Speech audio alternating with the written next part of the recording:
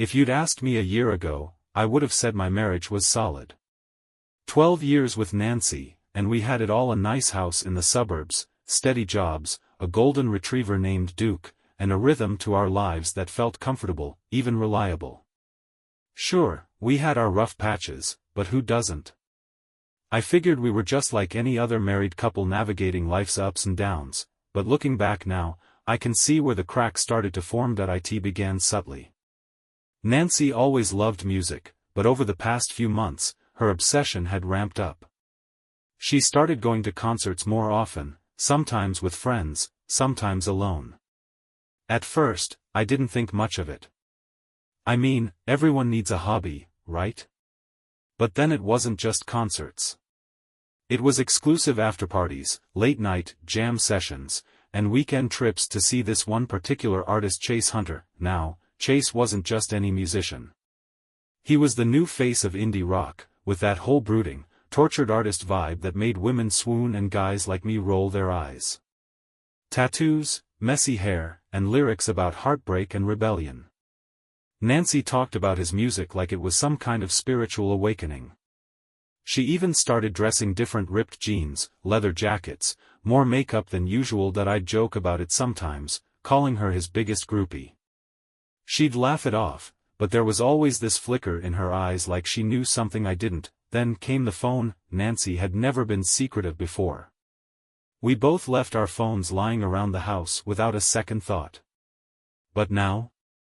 She was glued to hers like it held the meaning of life.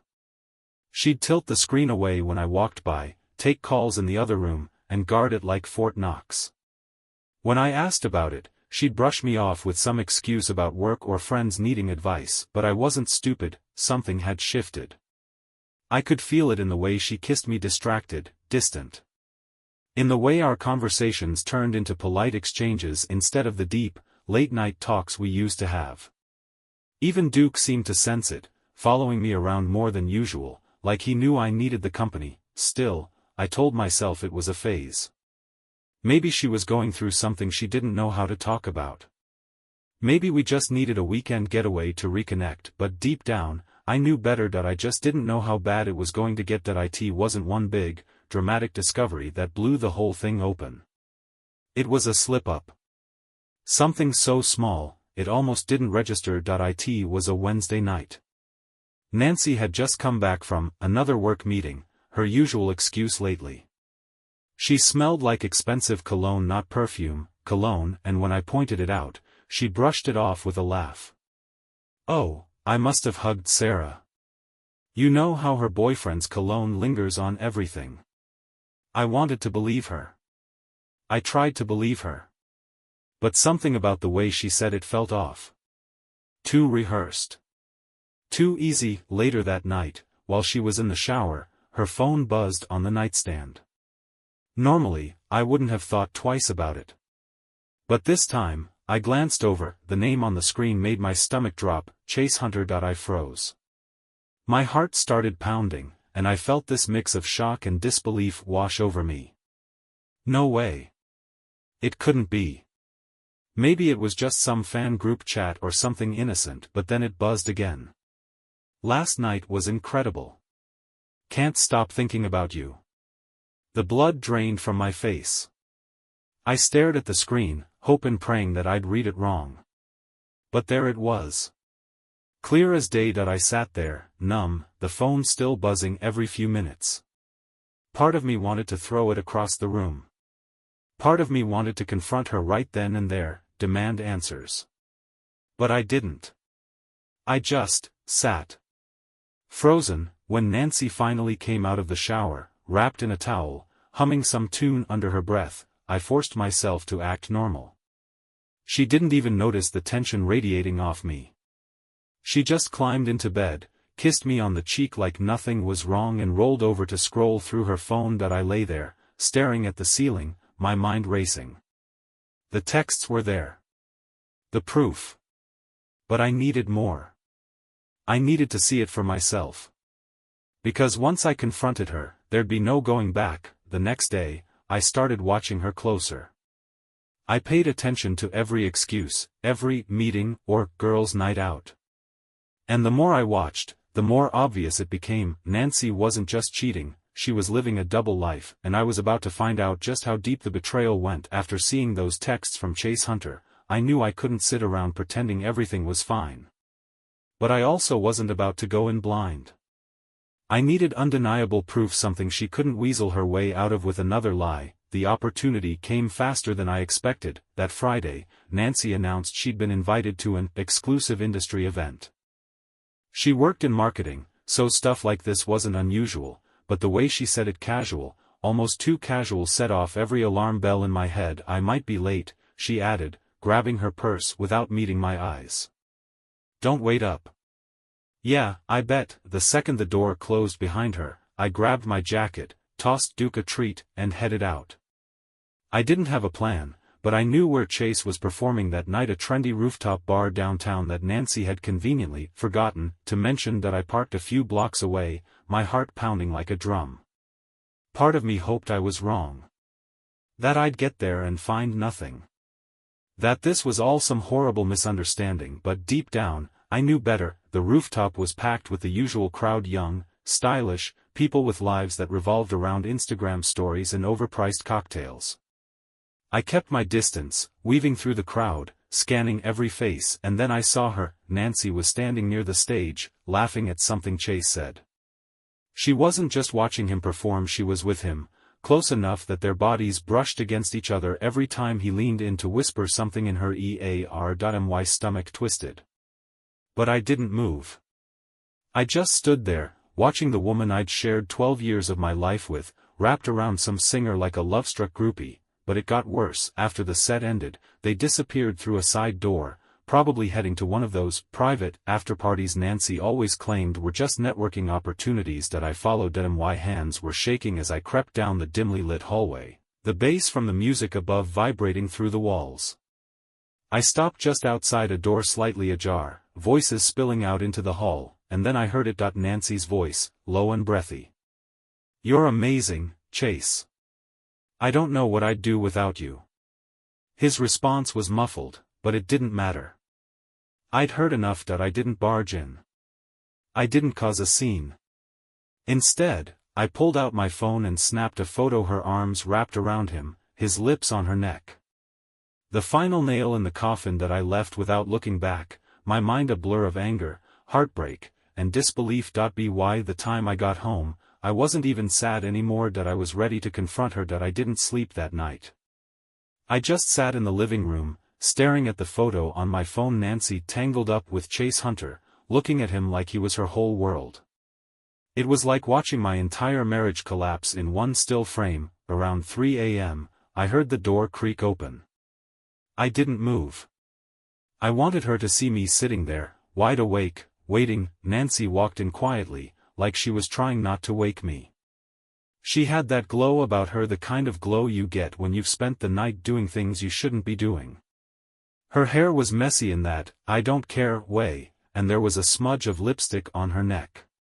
She dropped her keys on the counter, humming one of Chase's songs under her breath. That was the last straw. I cleared my throat, and she jumped like she'd seen a ghost. Her eyes darted to where I was sitting, and for a split second, I saw panic flash across her face. But then, just like that, she masked it with a fake, casual smile. "Oh, you're still up," she said, like nothing was wrong. "I told you not to wait." I didn't say anything. I just held up my phone, the screen glowing with the photo I'd taken. Her smile froze, the color drained from her face, but she didn't say a word. For a few seconds, it was just silence, thick and suffocating, until I finally spoke. "So, this is what those industry events look like?" She opened her mouth, then closed it again. I could almost see the wheels turning in her head, scrambling to come up with an excuse, a lie, anything to get out of this, but there was no way out. "It's not what you think, Jake," she finally said, her voice trembling just enough to sound convincing. I laughed, but it wasn't out of humor. It was bitter, hollow. "Really? Because it looks like you're screwing Chase Hunter." Her eyes narrowed, the fake guilt vanishing in an instant. "You don't understand, Jake. He's different. He gets me.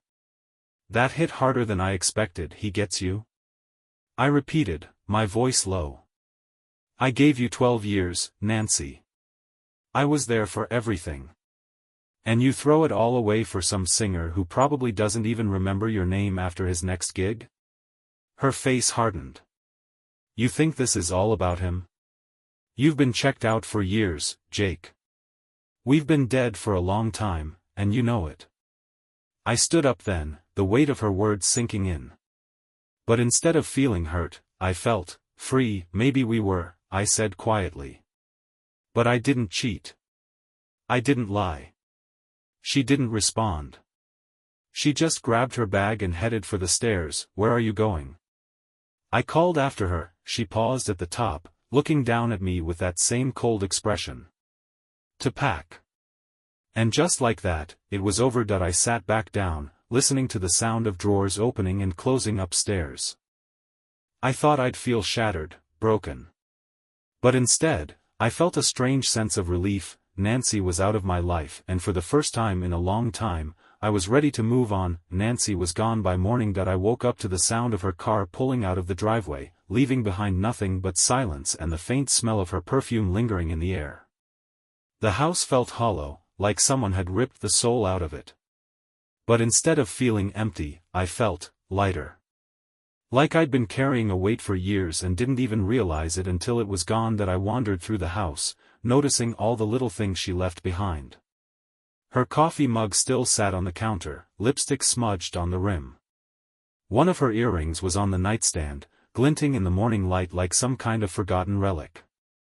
But the biggest thing she left behind wasn't physical. It was the betrayal, etched into every corner of the life we'd built together. I should have felt heartbroken. But mostly, I felt angry that I didn't see it sooner.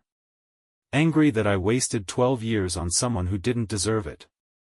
Angry that she made me feel like the one who was missing something when all along, it was her. By mid-morning, my phone buzzed with the inevitable flood of messages.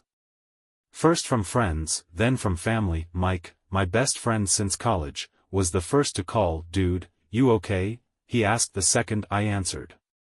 No small talk, no pretending everything was fine. I sighed, staring at the blank TV screen in front of me. She's gone. There was a pause. Gone as in? As in, packed up and left. She's with him now. Mike didn't say anything at first. Then I heard him let out a low whistle. Man, I don't even know what to say. I'm sorry. I shrugged, even though he couldn't see me. Don't be. She made her choice. Yeah, but still, he said. You need anything? Beer, distraction, someone to key the guy's car? That made me laugh, the first real laugh I'd had in days. Nah, I'm good. For now. But I wasn't good. Not really. The anger was still there, simmering just below the surface. And every time I closed my eyes, I saw her with him. Chase Hunter, the guy with the messy hair and the smug smile, like he owned the world. It wasn't just that she cheated. It was who she cheated with. A guy who sang about heartbreak and rebellion, but didn't give a damn about the people he left in his wake. I needed to get out of the house. I grabbed Duke's leash and headed out, letting him lead me through the neighborhood. The fresh air helped, but my mind kept racing, replaying every conversation, every moment. I missed the signs. It was like my brain was determined to torture me, reminding me of all the ways I could have seen this coming, but I couldn't dwell on it forever. When I got back home, I made a decision. I wasn't going to let Nancy or Chase define what came next. They were part of my past. And as much as it hurt, it was time to start focusing on my future, whatever that looked like. The days after Nancy left blurred together in a haze of half-hearted routines and empty rooms. I'd wake up, make coffee for one, and pretend like the silence in the house didn't feel like it was pressing down on me. Duke, my golden retriever, was the only steady thing in my life, his tail wagging like he didn't care that everything else had fallen apart. At least someone in this house was still loyal, but just when I thought things had calmed down, the universe decided to throw me another curveball. It was a Wednesday afternoon. I was sitting on the couch, flipping through my phone, deleting old texts from Nancy that I couldn't bring myself to read anymore. I just cleared out an entire thread when a notification popped up. Instagram. New message from @ChaseHunterOfficial. I stared at the screen for a solid minute, convinced my eyes were playing tricks on me. Chase Hunter. The same guy who'd blown up my marriage like it was some backstage pass he'd been waiting to cash in that I hesitated. Every part of me screamed to ignore it, to delete the notification and pretend like it never happened. But curiosity is a tricky thing. Against my better judgment, I tapped the message. Hey, man.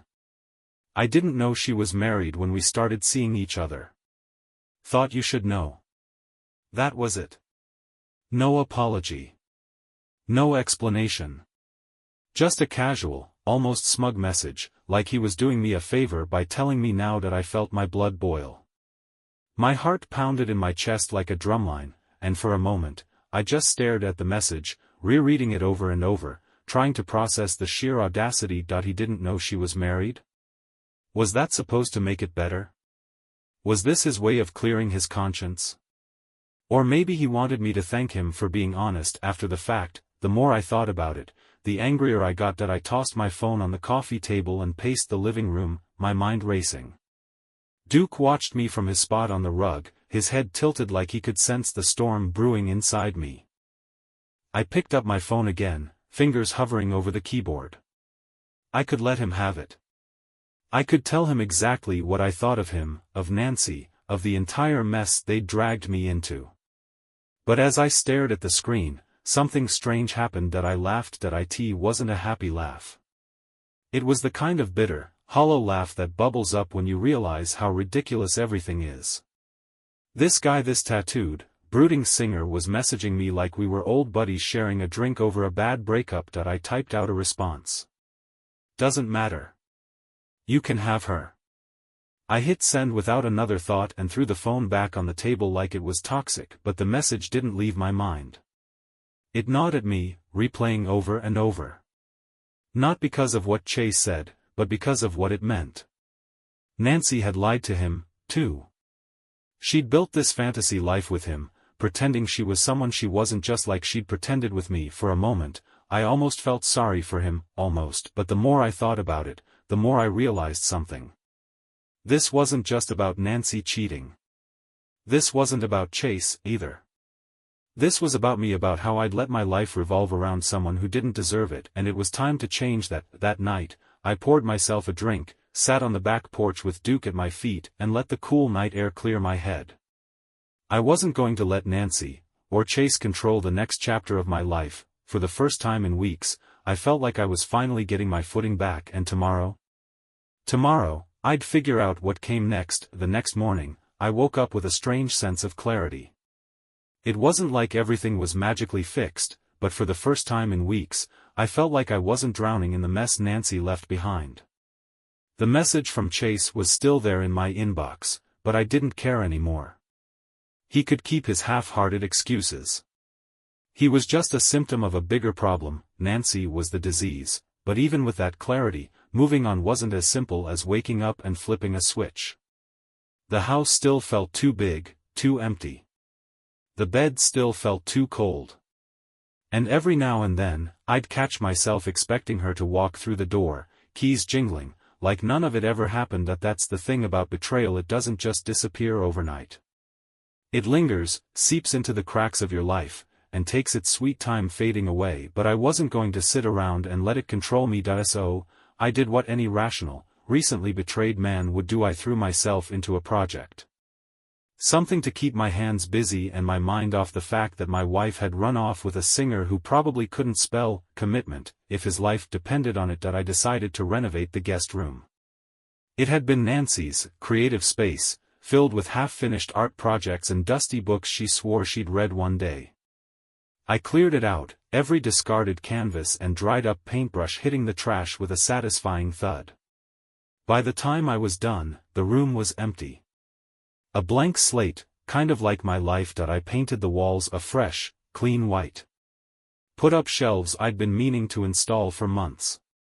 Even bought a new desk, thinking maybe I'd finally start that side business I'd always talked about but never had the guts to pursue. But no matter how much I worked, the ghost of Nancy lingered, and then, out of nowhere, the universe decided to test me again. It was a Thursday evening. I was cleaning out the last of Nancy's junk from the garage when my phone buzzed. I almost ignored it, figuring it was Mike or one of my buddies checking in. But when I glanced at the screen, my heart skipped a beat. Nancy. For a second, I just stared at it, my mind racing with possibilities. Why was she texting me? What could she possibly have to say? Against my better judgment, I opened the message. Hey. I left something at the house. Can I come by and get it? That was it. No apology. No explanation. Just a casual request, like she hadn't blown up our marriage and walked away without a second thought. I felt a surge of anger rise in my chest, but underneath it, there was something else. Curiosity. What did she leave behind? I typed out a response before I could talk myself out of it. What is it?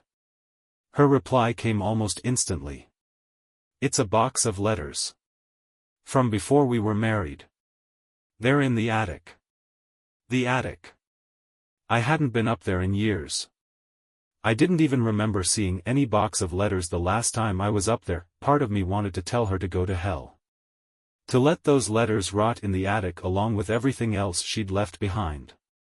But another part, the stubborn, masochistic part, wanted to know what was in that box. So, I told her she could come by the next day. When I put down my phone, I felt a weird mix of emotions. Dread, mostly. But also, a strange sense of anticipation. Nancy was coming back into my life, if only for a moment, and I had no idea what was going to happen when she did. The next day felt like I was walking a tightrope over a pit of fire.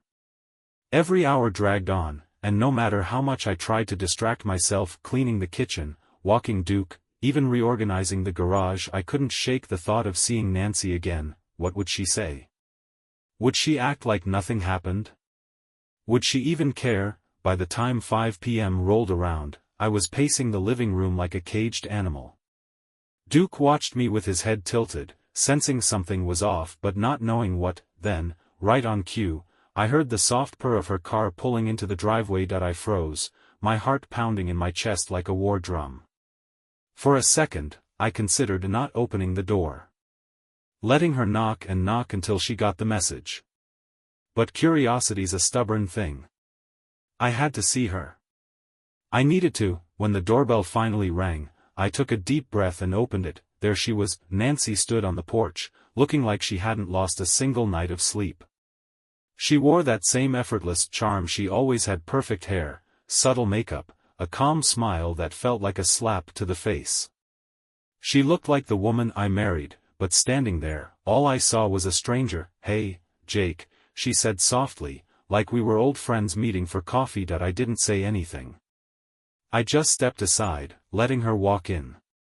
Duke let out a low growl from his spot by the couch, and I felt a strange sense of satisfaction. I won't be long, she added, glancing around like she was seeing the house for the first time. I just need that box from the attic. I crossed my arms, leaning against the wall. Didn't know you were sentimental. She shot me a quick look, like she wasn't sure if I was joking or trying to bait her.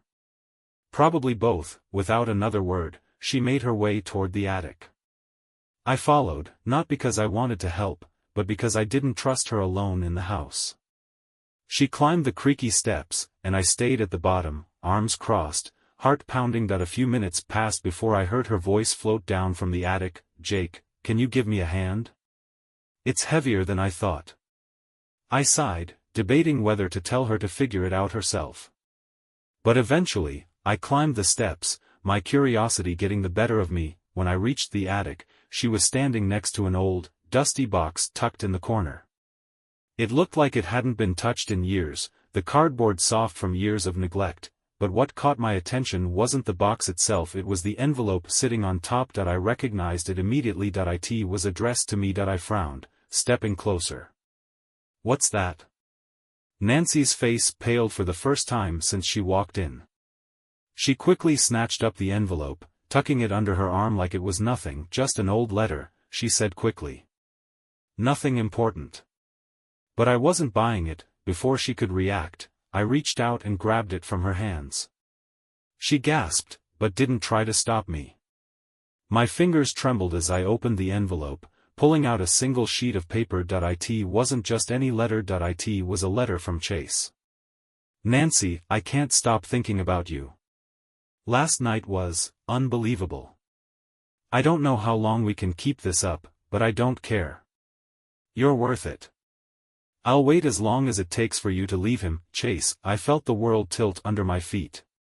My vision blurred, but I kept reading, every word driving a nail deeper into the coffin of our marriage. I looked up at Nancy, my heart pounding in my chest. How long, Nancy? She swallowed hard, her eyes darting to the floor. Jake, how long? I repeated, my voice sharp enough to cut glass. She hesitated, then whispered, over a year. The air left my lungs like I'd been punched in the gut. A year.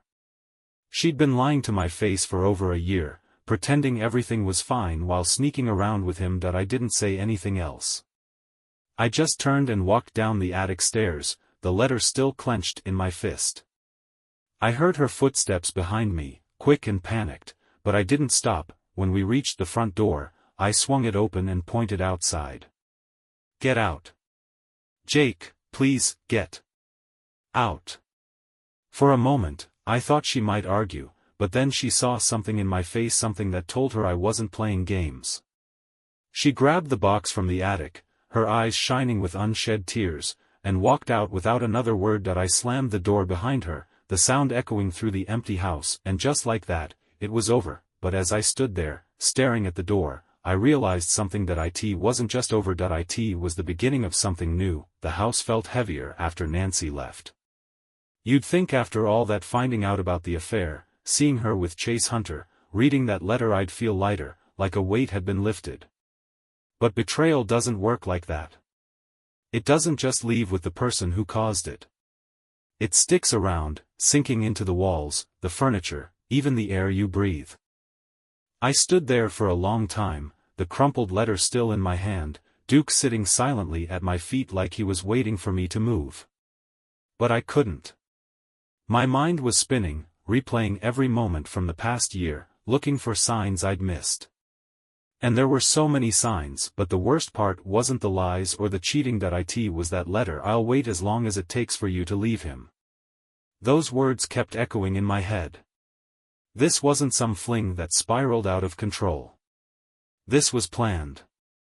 Nancy had been leading a double life, stringing me along while she figured out if the grass was really greener with her rockstar boyfriend. I finally dropped the letter on the coffee table, like getting rid of it might help clear my head. It didn't. I knew I couldn't sit around stewing in my anger forever, but something about that letter didn't sit right with me. I couldn't shake the feeling that there was more to the story, more lies, more secrets. I just didn't know what. So, I did the one thing I hadn't done since this whole mess started. I called Mike. He picked up on the first ring. Jake. Man, I've been waiting for you to call. How you holding up? I sighed, sinking into the couch. I found a letter from Chase. There was a pause on the other end. Wait. Chase? Like, the Chase? Yeah, I muttered. Turns out this wasn't just some fling. They've been at it for over a year. Mike let out a low whistle. Damn, man. I'm sorry. Yeah, well, that's not even the worst part. I rubbed my temples, feeling the weight of everything pressing down on me. I think there's more. I don't know what, but something doesn't add up. Mike was quiet for a moment, then said, You want me to dig around a little? See what I can find out about this guy? I hesitated. Part of me wanted to just let it go, to move on and leave all this behind. But the other part, the part that needed answers, nodded before I could even think twice. Yeah, I said. Do it.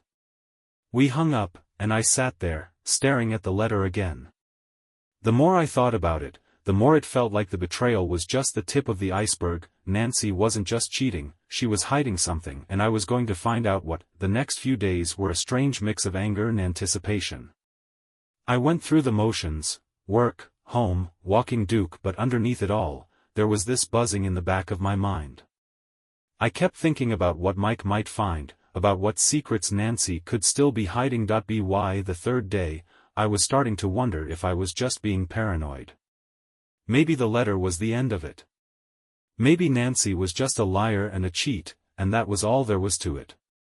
But deep down, I knew better. Late Thursday evening, just as I was settling in with a beer and trying to lose myself in a game I wasn't even paying attention to, my phone buzzed. Mike. I stared at the screen for a second before answering, my heart already picking up speed. "Jake," he said, skipping any kind of greeting. His voice was low, serious, the kind of tone he only used when something was really wrong. "You're not gonna believe what I found." My stomach tightened. "What is it?" There was a pause on the other end, like he was trying to figure out how to say it. I dug into Chase's background, like you asked. And, it's worse than we thought. I sat up straighter. "How much worse?" Turns out, Chase isn't just some indie singer with a bunch of tattoos. The guy's got a history, Jake. And I'm not talking about music awards. I felt my pulse quicken. "What kind of history?" Mike took a deep breath. "A couple years back, there were rumors. Nothing ever made it to the press, but there were whispers in the industry. Affairs with married women. Breaking up relationships. One of the women even filed a restraining order, said he got aggressive when she tried to end things." I felt a chill run down my spine. This wasn't just some guy who'd stolen my wife, this was a pattern. "And that's not all," Mike continued. "I found something else. Financial records. Nancy's been sending him money." I blinked, the words not registering at first. "What?" "Yeah. Large amounts, too. Thousands at a time. Like, we're talking serious cash." I felt the room spin. Nancy wasn't just cheating, she was funding him. My mind raced, trying to piece together what that meant. Was she being blackmailed? Or was she so deep into this thing that she was bankrolling his career? Either way, it didn't matter. She'd betrayed me in more ways than I could have imagined. "Thanks, Mike," I said quietly, my voice barely more than a whisper. "I owe you." "Whatever you need, man," he replied. "But be careful. This guy, he's not just some dumb musician. He's dangerous." We hung up, and I sat there in the dark, staring at my phone, my mind racing. That I knew what I had to do. That I wasn't just going to confront Nancy about this. That I was going to confront him. By the next morning, my mind was set. I wasn't going to let Chase Hunter walk away from this like it was just another notch on his belt. I needed answers, and I wasn't about to get them from Nancy. She'd lied enough times to last me a lifetime. It was time to go straight to the source. That I spent the morning tracking down his next show. It wasn't hard. Chase was all over social media, his face plastered on every flyer and event page. He had a small, intimate performance that night at a club downtown. One of those artsy, dimly lit places that tried too hard to feel underground. Perfect that I didn't tell Mike what I was planning. I knew he'd try to talk me out of it. But this wasn't something I could let slide. I had to look this guy in the eye. I had to see for myself what kind of person could blow up someone else's life without a second thought. That I arrived at the club just before his set started. The place was packed, the air thick with sweat, booze, and that sickly sweet smell of desperation from people trying to get noticed. I pushed through the crowd, my heart pounding in my chest, but it wasn't nerves, it was anger. Pure, white-hot anger. Chase strutted onto the stage like he owned the world, his guitar slung low, that smug grin plastered across his face. The crowd went wild, but all I could see was him, the guy who'd torn apart my marriage and used Nancy like a stepping stone. That he played a few songs, but I didn't hear a word. My eyes were locked on him, my mind replaying every lie Nancy had told me, every late-night, work meeting, that had really been with him, when the set finally ended, Chase disappeared backstage, and I didn't hesitate. I slipped past the distracted bouncer, blending in with a group of fans waving VIP passes. My heart was pounding, but my mind was clear. I knew exactly what I was going to say. I found him in a small, dimly lit room, surrounded by sycophants and hanger-ons. He was leaning back on a couch, a drink in one hand, his phone in the other. He didn't even notice me at first, but when he did, his smile faltered. "Can I help you?" he asked, his voice as smooth and cocky as I'd imagined. I stepped closer, my eyes locked on his. "Yeah. I'm Jake. Nancy's husband." For a split second, I saw something flicker in his eyes. Surprise, maybe. But it vanished just as quickly, replaced by that same smug grin. "Oh," he said, setting down his drink. "That Jake." I clenched my fists, fighting the urge to punch him right then and there. "I know everything, Chase. The affair. The money. All of it." He raised an eyebrow, like this was some kind of joke to him. "Look, man, I didn't know she was married. She didn't exactly advertise it." "That doesn't make it better," I snapped. "You knew eventually. And you didn't care."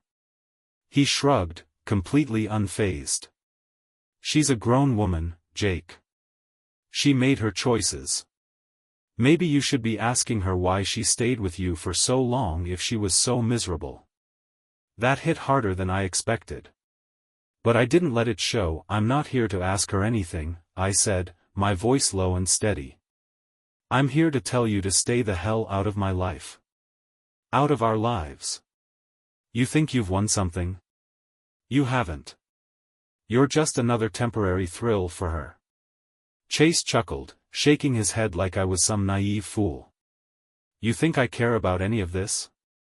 She's just another song in my set list, man. You're the one holding on to something that's already gone." And that was it. That I didn't think. I didn't hesitate. That I punched him, hard. That he stumbled back, crashing into the table behind him, sending his drink flying. The room went dead silent, everyone staring in shock. But I didn't care. I turned and walked out, my heart pounding, my knuckles throbbing. For the first time in months, I felt free, but I knew this wasn't over, not yet. By the time I got back to my car, the adrenaline had started to wear off, leaving behind a mix of satisfaction and something else, uncertainty. I sat in the driver's seat for a minute, staring at my bruised knuckles gripping the steering wheel. Punching Chase Hunter had felt good, better than I expected. But now that the heat of the moment had cooled, I realized I'd probably stirred up a hornet's nest. Guys like Chase didn't just walk away quietly. He had fans, money, and a public image to protect. I half expected to see my face plastered all over social media by morning, labeled as the crazy ex-husband who couldn't handle his wife moving on, but honestly, I didn't care. Let him post about it. Let him whine to his followers. He deserved every bit of it. That I drove home in silence, Duke greeting me at the door like I'd been gone for days instead of hours. His tail wagged like nothing had changed, and for a brief moment, I envied his simplicity. No betrayal, no heartbreak, just food, walks, and loyalty. That I poured myself a drink, sank into the couch, and stared at the ceiling. The house felt different now. The weight of everything that had happened wasn't as heavy as it had been. It still hurt, sure, but it wasn't suffocating me anymore. Just as I was starting to relax, my phone buzzed. Nancy. I stared at the screen, my heart rate kicking up again. What now? I thought. She hadn't reached out since she'd picked up that box of letters.